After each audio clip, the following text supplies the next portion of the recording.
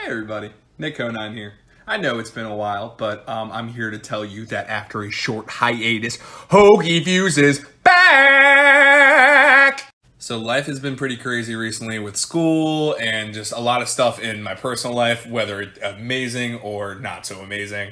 But I've had a lot of you guys reach out the past couple days and ask where the next Hoagieviews is going to be, and that inspired me to go back out there and just try to find the best sandwich in this goddamn world, and I'm gonna find it, I swear.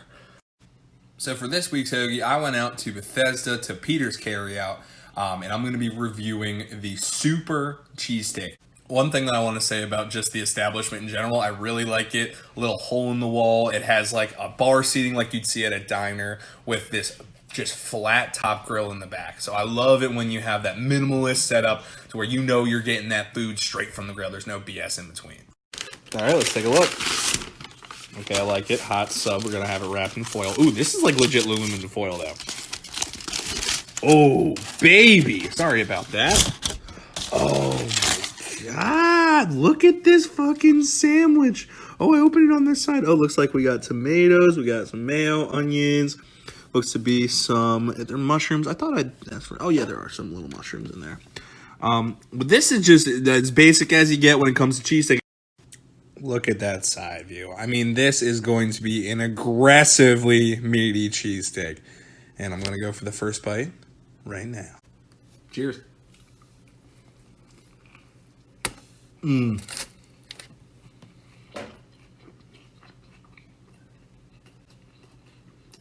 Mm-hmm. Mm-hmm. Okay, first impressions of the sandwich. This is not steakums. This is not like the fake cheesesteak stuff you buy at the supermarket. This is just so good. I mean, there's just so much meat here. Every bite you take, it's really well seasoned. I really like, there's almost a little bit of garlic to it, which I like. The little bite I really like. But there's just so much in it. It's like overwhelming the sandwich in the best way possible. So that's with the meat. Now, most of the other ingredients in the sandwich have kind of like dropped to the little crease in the middle of the sandwich, so that like the bites up top are going to be super meaty, which very good. But then the bites below, the mayo kicks in. There's some tomatoes, some lettuce, some onions. The onions add a really nice like just bite to it, a little crispness. So you're not just biting straight into the meat. You get a little bit of a little umami with the onions, which I really, really enjoy. If I have one bad thing to say about the sandwich, it's not necessarily bad. It's just the steak is definitely overpowering the cheese. I feel like with a good steak and cheese sandwich, they kind of work together to enhance the flavor of the sandwich, where the meat is really running the show here and the cheese is really an afterthought to like most of the other ingredients too. So like this is definitely more of a steak sub than it is a steak and cheese. One more thing till I get to my final thoughts. I really like the consistency of the bread. It's super spongy, so like this is a super greasy sub, and we're really not having any drainage or anything like that. It stays in the bread, and you get that nice, almost like a naju. So here are my final thoughts. I really like that this sandwich is a straight up steak and cheese. It is steak, cheese, bread. You have tomato, lettuce, mayo. It's very just straight up a steak and cheese. I like how they don't try to add any like, ooh, frills. Like, oh, we're going to throw banana peppers in there. I do love banana peppers. But it's just straight up a steak and cheese. If you want a steak and cheese, this is a great steak and cheese.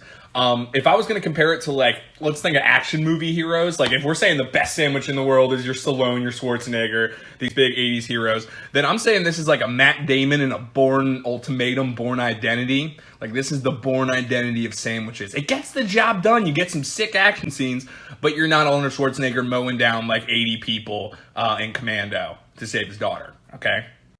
So with that being said, I'm going to give this sandwich a 7.5 out of 10. Again, better than the average. It's a great steak and cheese, but it isn't the best one that I've ever had. So thank you all for watching. Thank you, Max Creekfield, for recommending this place. I would never have gone into Bethesda to go get it without your recommendation. Would I get the sub after getting hammered in Bethesda one night? Hell yeah. Oh yeah, I'd be buying 4 of these because it's a great basic steak and cheese. So thank you all for watching. If you guys have any recommendation for me, be sure you send them to me. Snapchat, Twitter, text me, whatever, I don't care. And thank you so much for watching. I hope you have a wonderful day.